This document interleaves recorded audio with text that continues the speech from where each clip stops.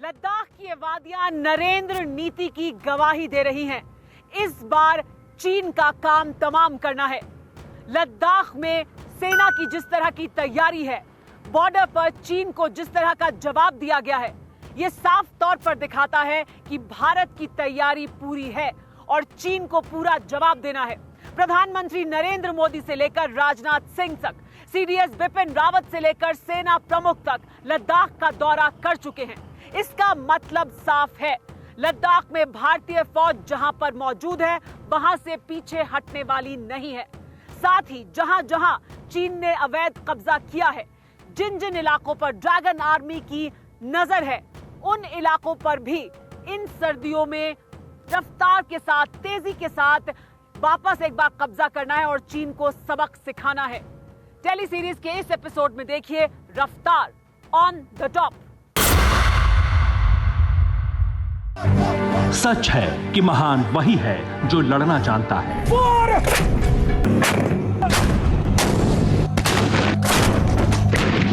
देश की आन बान और शान की खातिर, देश के स्वाभिमान की खातिर,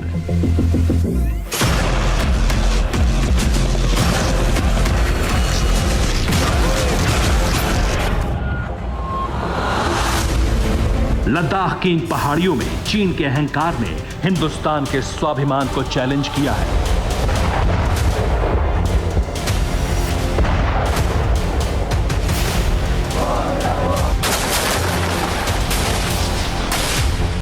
यही वजह है कि इस बार सर्दियों में रण बहुत भीषण होने की आशंका है।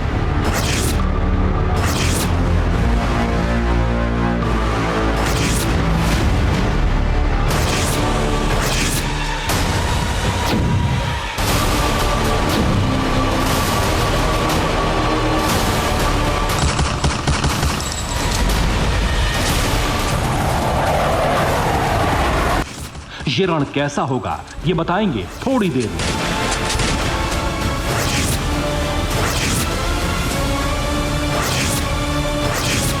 लेकिन पहले सुनिए कि लद्दाख की फॉरवर्ड पोस्ट नीमू से लेकर लाल किले की प्राचीर तक प्रधानमंत्री नरेंद्र मोदी का इरादा क्या है।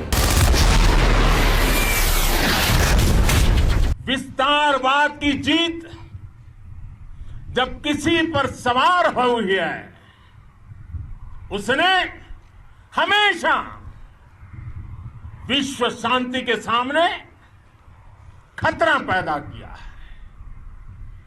और साथियों, ये न भूले, इतिहास गवाह है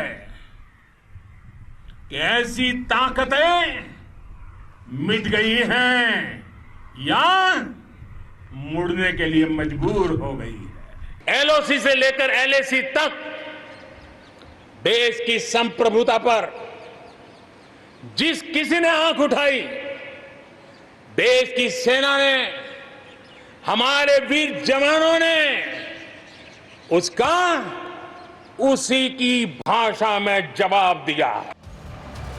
3 जुलाई को प्रधानमंत्री नरेंद्र मोदी अचानक लद्दाख के नीमू पहुंचे थे। यह दौरा चीन को क्लियर मैसेज था कि हिंदुस्तान की फौज मैदान नहीं छोड़ेगी। यह बुलंद इरादा इसलिए जरूरी था क्योंकि लद्दाख की जमीन पर चीन ने युद्ध के लिए पूरी तैयारियां कर ली थी। लद्दाख के पास चीन ने 2.5 लाख से अधिक सैनिक जुटा लिए थे बीते कुछ महीनों में।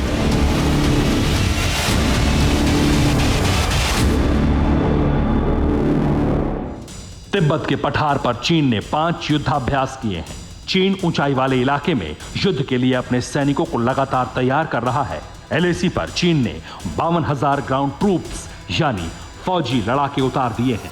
इसके अलावा strategic force, rocket force, H-6 bombers, J-16 fighter, J-10 fighter jet, J-11 fighter jet. चीन ने भारत की सीमा के करीब अपने सभी 7 एयरपोर्ट को एक्टिव कर दिया है। इसके अलावा ड्रैगन ने एलएसी के करीब T-15 और T-95 टैंक तैनात किए हैं और बॉर्डर एरिया को HJ-10 एंटी मिसाइल सिस्टम से लैस कर दिया है, जिसे पूर्वी चीन से लद्दाख के पास खास तौर पर भेजा गया है।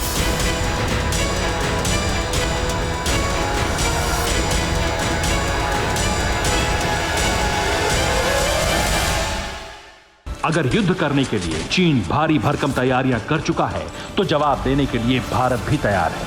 सूत्रों के मुताबिक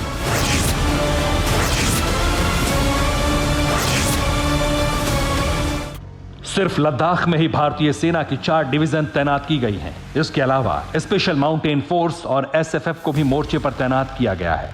हॉवित्जर तोपों के साथ T-72 और T-90 टैंकों को लद्दाख की फॉरवर्ड इलाके में तैनात किया गया है। BMP को भी सेंसिटिव एरिया में डिप्लॉय किया जा चुका है। लद्दाख में ट्रांसपोर्ट हेलीकॉप्टर चिनूक और कॉम्बैट हेलीकॉप्टर अपाचे रणभूमि में उतर चुके हैं। वायुसेना भी एक्टिव मोड में है। सुखोई, MiG-29, तेजस, जगुआर और मिराज मोर्चे पर डटे हैं और इसके ऊपर राफेल भारतीय वायुसेना में किसी भी पल चीन को मिट्टी में मिलाने के लिए मुस्तैद हो चुका है। नेवी का P-8I सर्विलांस एयरक्राफ्ट लगातार लद्दाख में सर्विलांस कर रहा है।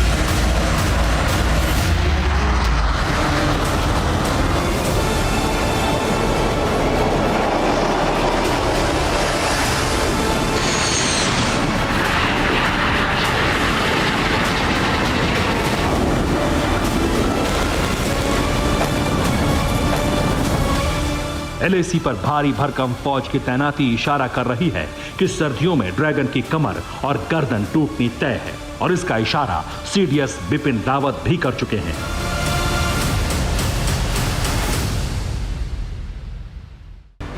लद्दाख में LAC 1597 किलोमीटर लंबी है। यहां 23 ऐसे पॉइंट हैं जहां भारत और चीन के बीच सीमा को लेकर तकरार है, लेकिन असल टकराव गलवान घाटी, पैंगोंग झील और देपसांग प्लेन इलाके में है। सूत्रों के मुताबिक भारतीय सेना ने इन विवादित इलाकों में अपने कॉम्बैट फोर्स की तादाद बढ़ाई है। भारतीय सेना की कॉम्बैट फोर्स PLA के मैकेनाइज्ड ब्रिगेड को टक्कर देने के लिए तैयार है। इस तैनाती का सीधा अर्थ है, अगर चीन बातचीत से नहीं माना तो सर्दियों में युद्ध होना तय है।